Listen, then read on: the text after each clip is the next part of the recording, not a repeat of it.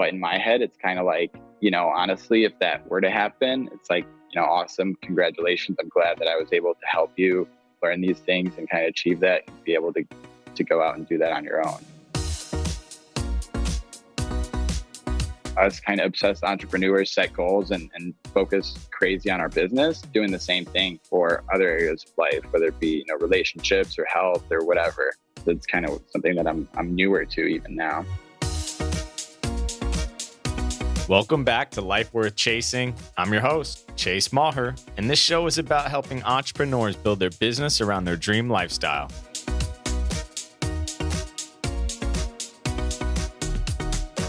So my guest today runs a multi-million-dollar real estate acquisitions business in several states across the country, largely from his phone while he kicks it in LA. He started his entrepreneurial journey at a young age, has been financially independent since the age of 19. He's gone through ups, he's gone through downs. He's my good friend, Igor Kajpust. What's up, brother? How you doing? What's up, Mr. Chase? Glad to be on here with you. Yeah, man, I'm pumped. And we've been friends for a couple of years now. I know that we met through some mutual people here in San Diego a few years ago. We've gone to some conferences together. We've partied together. We've hung out. We've talked a lot of business together, but I've never really gotten the chance to sit you down and just ask you some in-depth questions about you and your business. So I'm excited for that, man. And I want to get started first because you kind of have an interesting background, not the typical entrepreneurial United States journey. Yours is a little different. So real quick, for the people that don't know who you are, tell me a little bit about kind of who Igor was up until today. Yeah, so I'll give you a pretty quick kind of rundown on my journey and how that looks. First things first, I wasn't born in the US. I'm a first generation immigrant, born in Poland, brought here by my parents when I was probably 9 or 10 years old, in the third grade or something. We moved to Chicago at that point and had a pretty normal childhood growing up. It wasn't, say, lower middle class, right? Like first generation immigrants. My mom was cutting hair for a couple $100 a week, and my dad was an electrician, just same thing, making $10 an hour. And they kind of just, hustled and made it happen. Grew up in Chicago, had a fairly normal childhood there. Towards the end of high school, my parents split up, which at that point wasn't too big of a deal for me. I think I was 16 or 17. So I wrapped up high school there in Chicago and then moved to Colorado. And kind of even early, as far as I can remember, being in third grade and the first apartment we ever had in Chicago, I remember hustling Propel water bottles with my friend out of a cooler for $1 a pop. So always been kind of hustling, selling stuff, trying to make some money. But from there, it kind of evolved and I was doing phones, laptops, trying to sell stuff on eBay. I always had some sort of little hustle going on. Towards the end of high school, I did Vima, which was a multi-level marketing company. And that blew my mind, introduced me to all the kind of personal improvement stuff that we both love today, like Tony Robbins and Zig Ziglar and all this crazy stuff. And that was, I think, a pivotal moment in my life that totally changed my mindset and showed me what was possible. So once I discovered that stuff, I got really interested in real estate, started, researching it, buying programs, learning about wholesaling, which get a little more in depth on later, I'm sure. And that was kind of the start of it. Afterwards, I moved to Colorado and really built the majority of my business when living in Colorado. Lived there for about 3 years. And that's when I was living there, was when we met. And then exactly a year ago today, actually, I moved to LA. So now I'm here and I'm, like you said, going through the ups and downs, the entrepreneurial journey and learning a lot and making things happen and, keeping it moving. Dope, man. Well, I know when we met, a funny story, man. I remember being with you at 10X GrowthCon and we were staying, I don't know, one of the nicer wings of the Hard Rock where the conference, or no, where were we staying at? Mandalay Bay at Delano. Mandalay Bay. Okay, perfect. And we were staying in the Delano Tower. We were like, man, this conference is great, but that sauna and that spa is dope. So we just spent every day hitting up the sauna and spa, talking real estate. It was pretty cool, man. I definitely had a good time. And that was around the time you had either just moved to LA or you were getting ready to. And I knew you were excited about that. And knowing you, I know that you love the LA lifestyle. So answer me this, man. You said you got into some books, you learned about some wholesaling. You were what, like 18 or 19 at that time? More like 16, 17. 16, 17. You're 22 now, right? Yeah, 22. All right. So it was your mid to late teens that you realized you wanted to be a real estate investor, right? Yeah. Okay. So since then to right now, what's your experience been? Like what's your business model? Give me some numbers so that the listeners can sort of hear, what your experience is and kind of where you're at today. Sure. So since that time, I've either wholesaled or flipped over 150 homes kind of all over the country.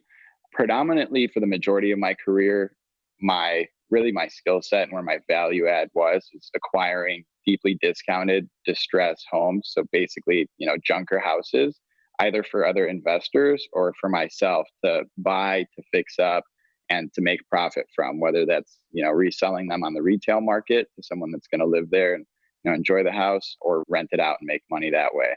So basically my entire career has been predicated on being able to market for and find, distressed real estate deals.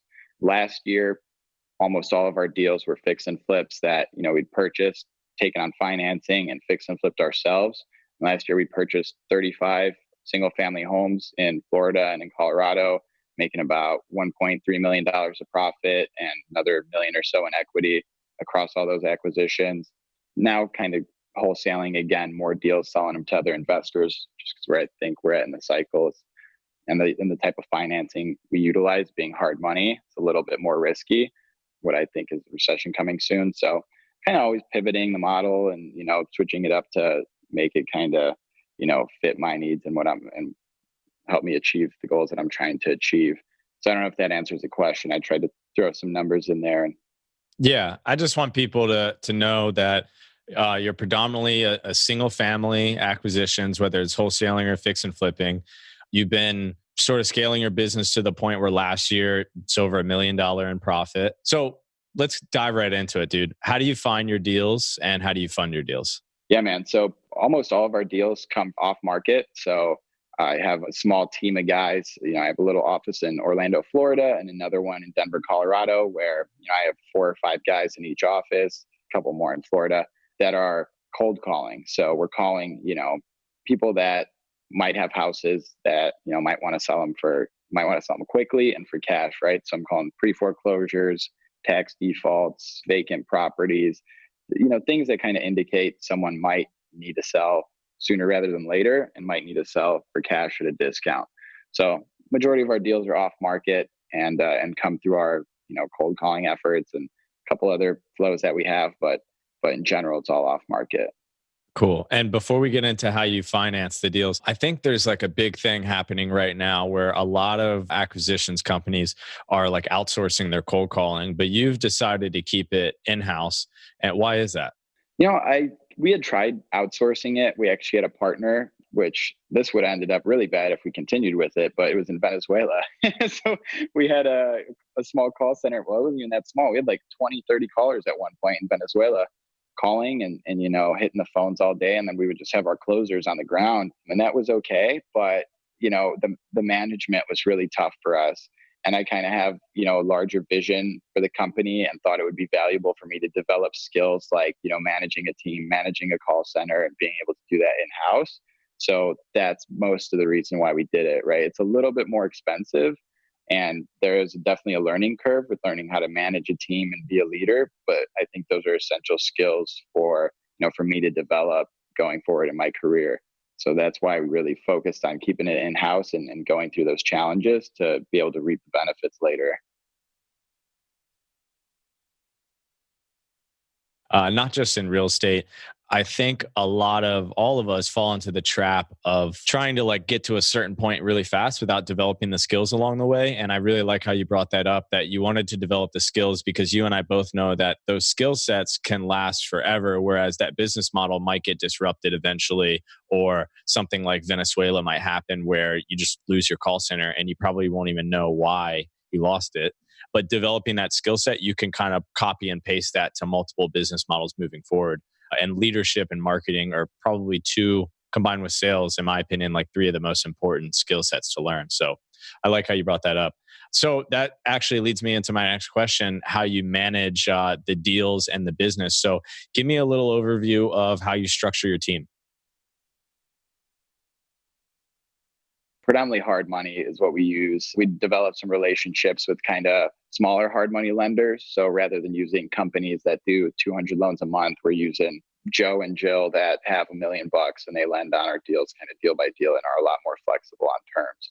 But regarding the structure of the team, so they're essentially, we have the callers, which are basically a lead generation strategy. So you could think of our call center in the same way as you would think of maybe PPC or letters. They bring the leads, like they make the phone ring for our lead managers. So once someone, once our caller gets someone on the phone that's interested, they'll either patch them in with a lead manager or put them into our lead manager system, where then the lead manager, follows up with and stays in touch with that seller until they're ready to meet with us or discuss an offer. At which point an acquisitions manager will, determine an offer, go out, meet with the seller and try and negotiate and really build that rapport to be able to, to get that property under contract. So basically, lead enters our funnel through the call center, goes to a lead manager, then goes to an acquisitions manager or closer. And then depending on whether we're, keeping the flip for ourselves, it'll either pretty much end there and get kind of passed over to either myself or my partner, really, which ultimately we're still the project managers to manage the rehab. Or if it goes to wholesale, it'll go to someone else in our office that's in charge of reaching out to buyers and, selling the wholesale deals. So that's kind of the general flow of a lead and life cycle of a lead once they enter our kind of system or our funnel. So give me a recent deal that maybe a profit margin that a lot of people can be familiar with. Let's say you made 40 grand on a deal. Give me an overview of like how much went to the caller, how much went to the lead manager, how much went to the closer or the acquisitions guy. Let's say you flipped it yourself and there's no like dispositions. And then if there were dispositions, how much went to them? Sure. So we have a very simple commission structure within our company. Each role gets paid $1,000 for a closed deal. So sometimes we have, like in Florida, our acquisitions manager is also the dispositions manager. So if you went and locked up the deal on the appointment and then he sold it, you got $2,000 on that deal, right? But if it's something that we're flipping in house, still the same thing, just the disposition piece doesn't get paid.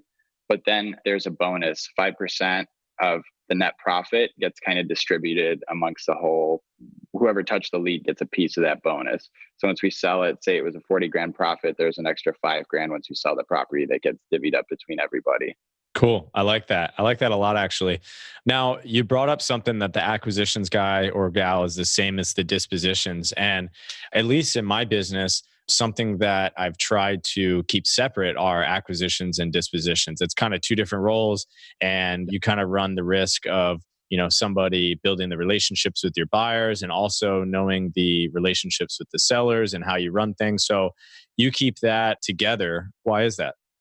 It just happened to be that person seems most qualified to be able to. We have a small team. We don't have necessarily resources or, the ability to have every single role chopped out and have each person having only to do one thing, although that is the goal. But it just so happens that the Florida guy is, we think best kind of qualified to be able to also build relationships with buyers and sell deals.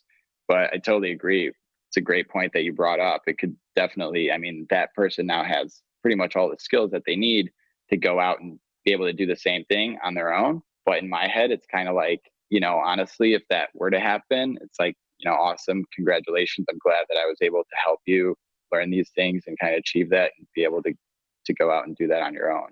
So I won't try to, build the team specifically in a way to kind of stunt their growth and make it so that they're stuck in that position forever, especially now because we're a young company. Like I really want these first 10 guys that are working with me. I want these guys to grow and to get fucking rich, frankly. Like they were stuck around, they went through the ups and downs with us. So I think they should be rewarded, because a year or two down the line, when I've got, a whole bunch of equity raised and I can hire 100 new cold callers at $1,000 a deal or at a salary price, then I'll do that.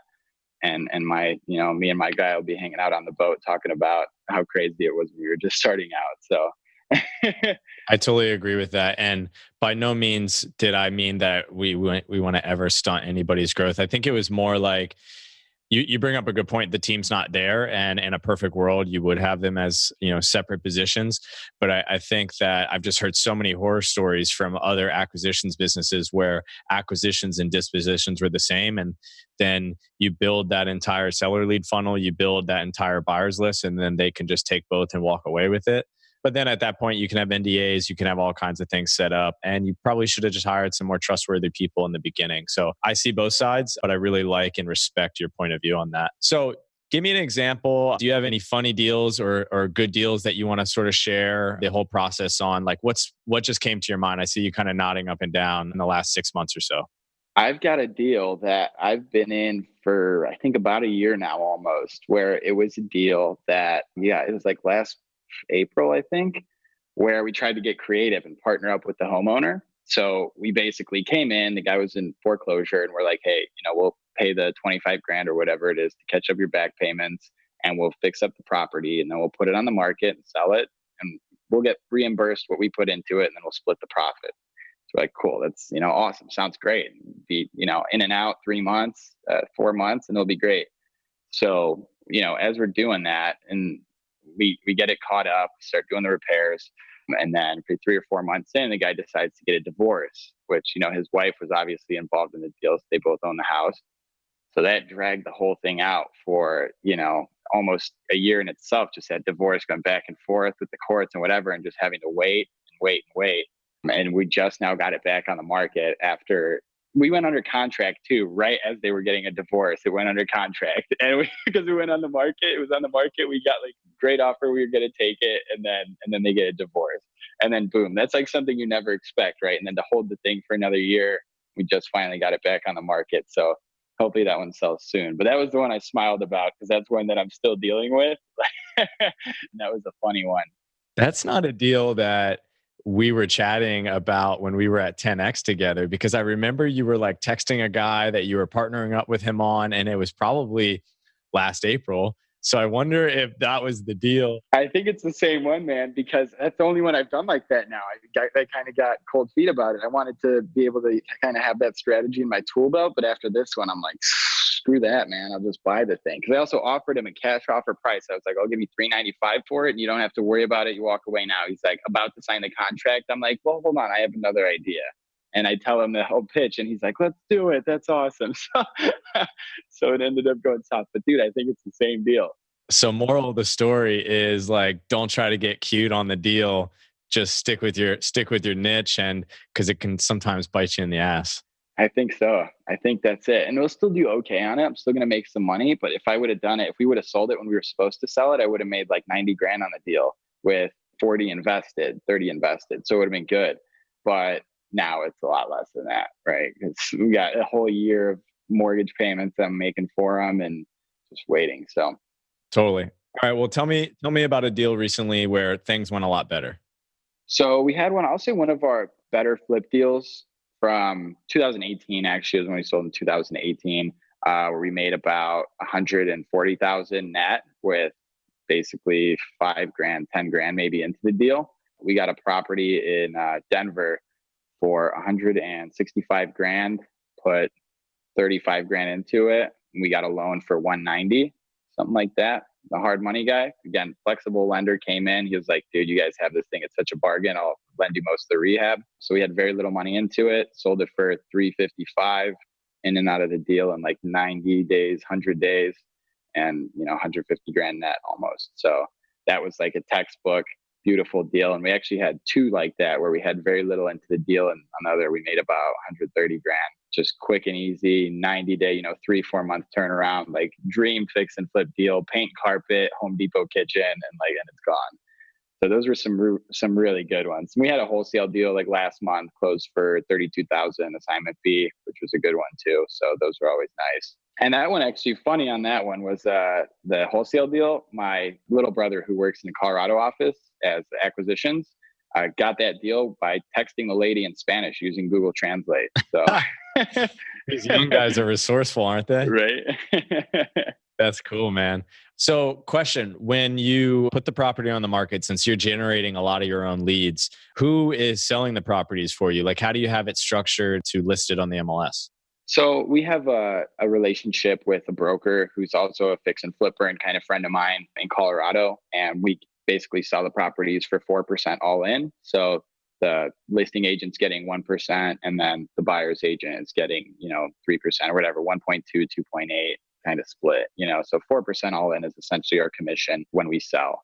And then that basically, we list it and we're totally hands off. They kind of deal with showings and all that stuff, which we don't have systems and processes to deal with that stuff yet. So right now, that's kind of the strategy we use. Just cut them the 4%, account for that in our numbers, and let them do that side of the deal.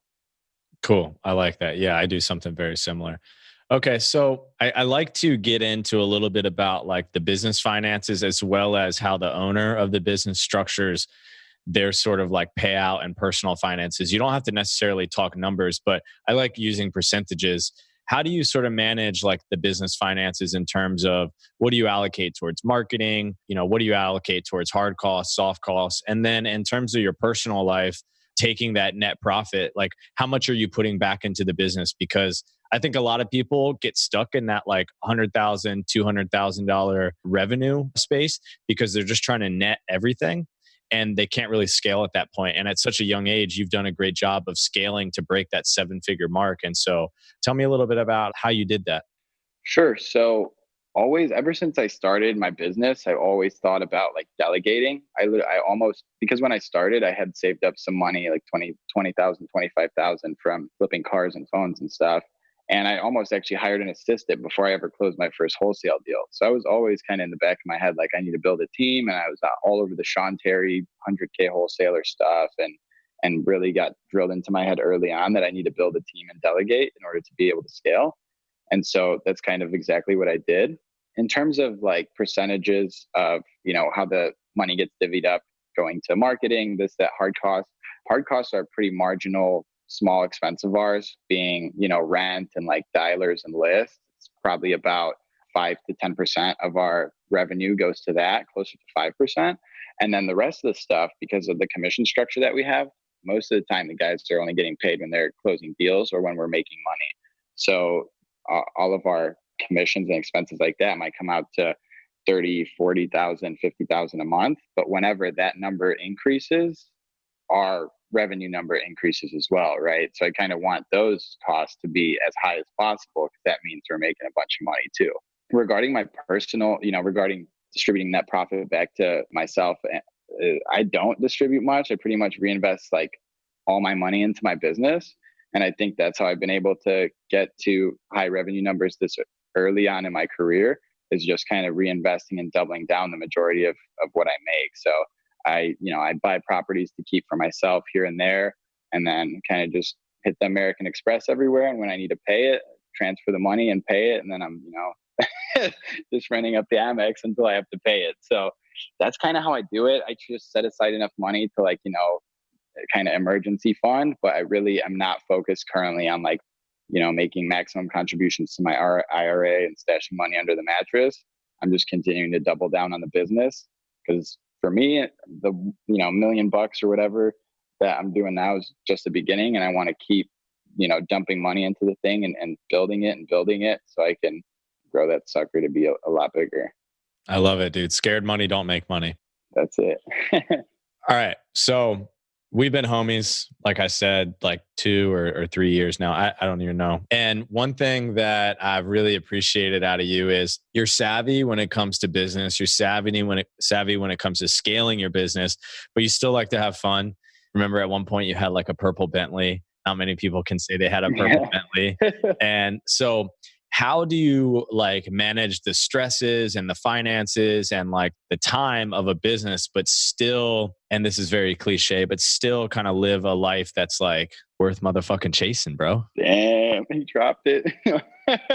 Dropped it.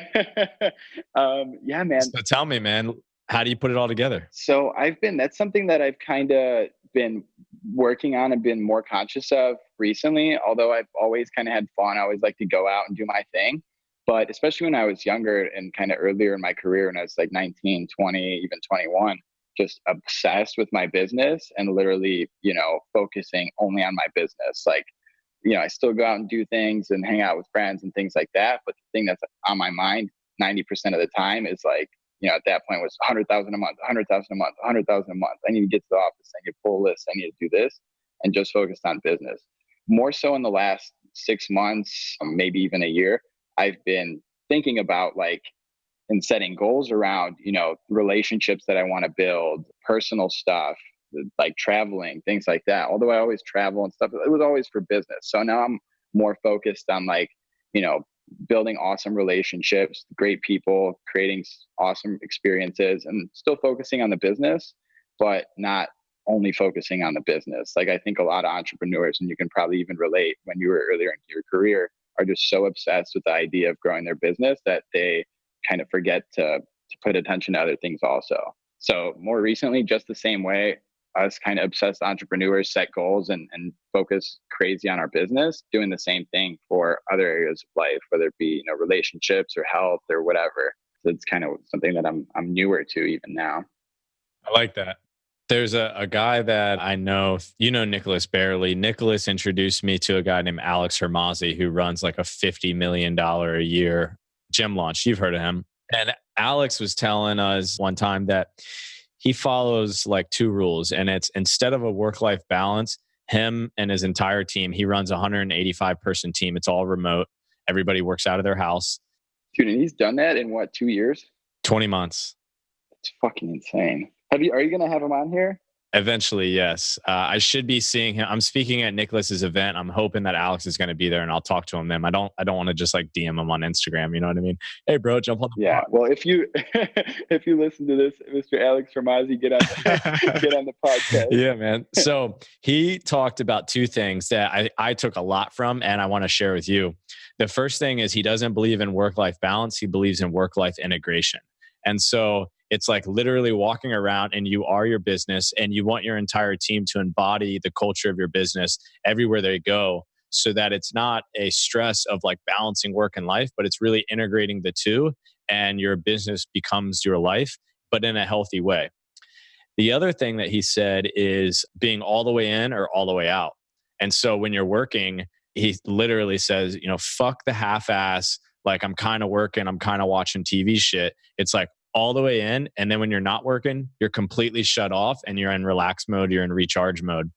And I really like that. And that's something I've been trying to do lately, is like not focus so much on like, oh, I've been so stressed from work, I need to take some time off, but focusing on all the way in and all the way out. And it's been really helpful for me. And I'm starting to see my team sort of take on the same process. And I think it's been really helpful for them too. And so on days that they have off, I'm not bugging them about any work. I'm not hitting them up about anything. And I think they're starting to respect that, and they show that respect back to me. And I wanted to share that with you because I know that you really value lifestyle, and so do I. And I think that's something that both of us could learn from somebody that doing a bit bigger than us. Yeah, for sure. I really like that all the way in and all the way out, because exactly what I was talking about, like, maybe 2 years ago now, I'd be like so into the business that like, if dude, I actually did something at one point. You can ask David about this. I don't know if he's told you about this, David in Denver. I was so focused and obsessed that whenever I got distracted, I would rip a $5 bill. So if I'm not 100% focused on my business, if I'd open like Instagram, I'd rip a $5 bill and put my phone away and go back to work.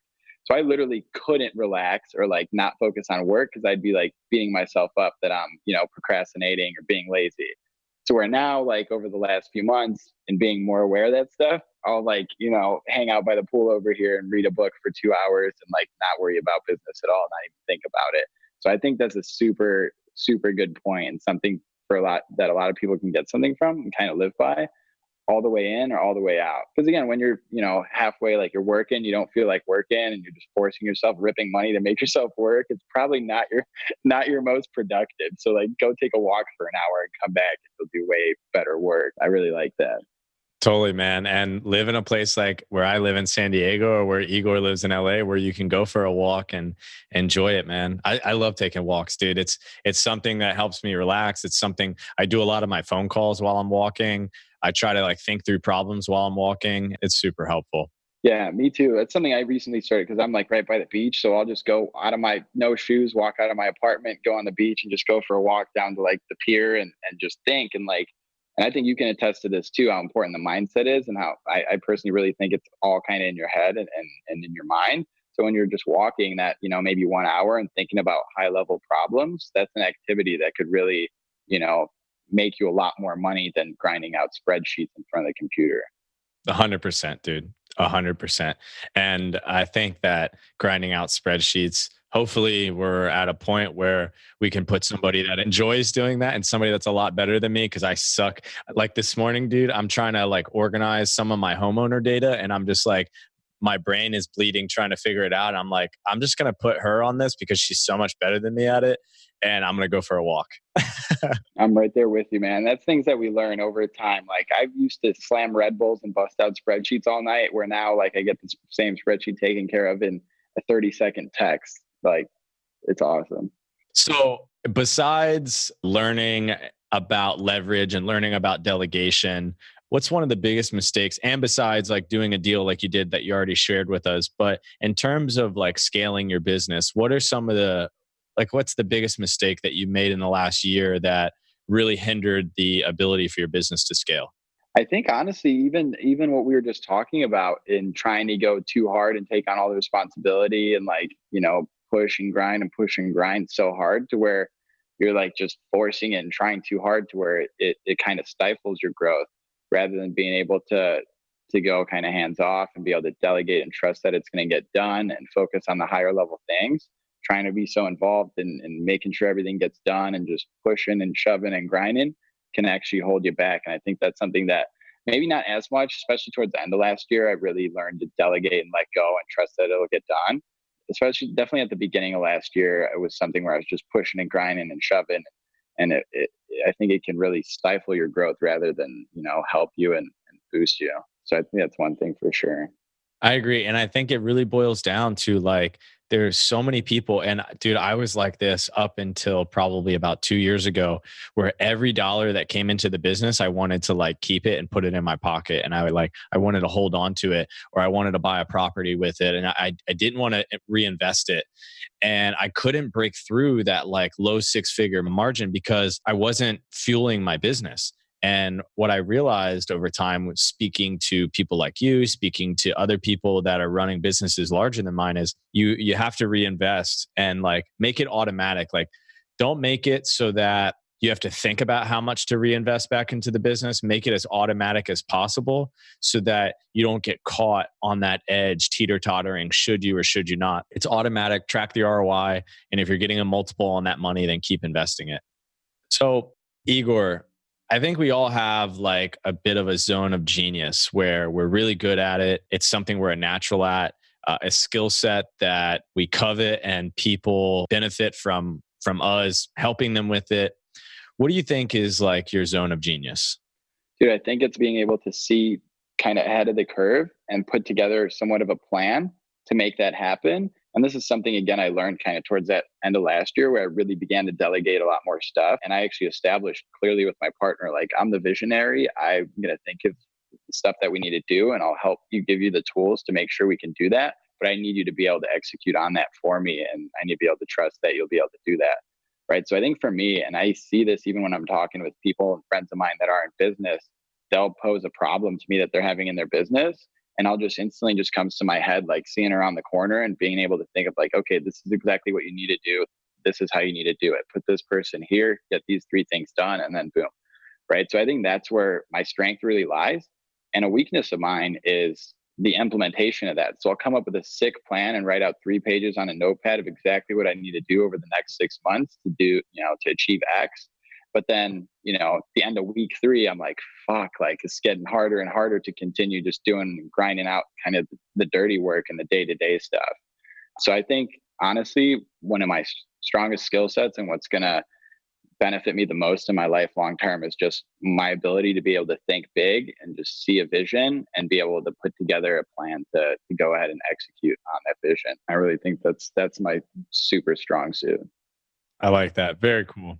And when I read these, I love studying like top performers and top business owners. Lately, I've been on this like Tony Robbins and Warren Buffett kick, where everything that they put out, I'm not necessarily listening to the actual words that they say, but I'm more so like watching how they say it and like how they're doing things, how they're going about things, and trying to read in between the lines. Because I think that both of them in their own respective circles are very well known, but I think they're two of the more underrated CEOs when it comes to people thinking of like Steve Jobs or Elon Musk and Mark Cuban. A lot of people kind of forget, in my opinion, how successful and how many businesses Warren Buffett and Tony Robbins own. So I've been really studying them lately, and they both say visionary, delegate, visionary, delegate.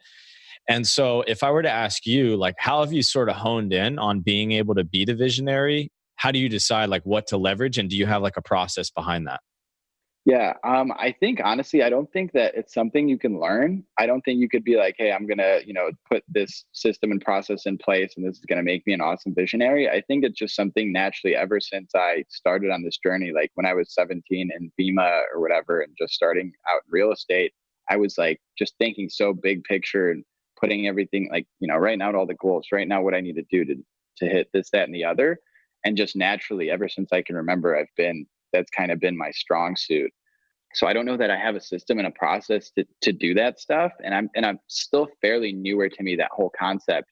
But like I said, towards the end of last year, I started, having that conversation with my partner of like, hey, like, and it's not just a one-way conversation, like me telling him I'm the visionary. It's like he's in agreement that I'm the visionary. And we can see now, looking back at my business, whether it's, marketing ideas that we come up with, systems and processes for the call center, like whatever it is, they're ideas that kind of originated in my head. And then he was there to be able to, to plug in and help me implement those things. So that's just reinforcement for me, and thinking back, that's just reinforcement for me, like, hey, you are doing something right with that. And that does seem to be a strong suit of yours. So I don't know if I have a system and a process to really, be able to hone in and develop your skills of big picture thinking. It's just something that naturally comes to me, honestly.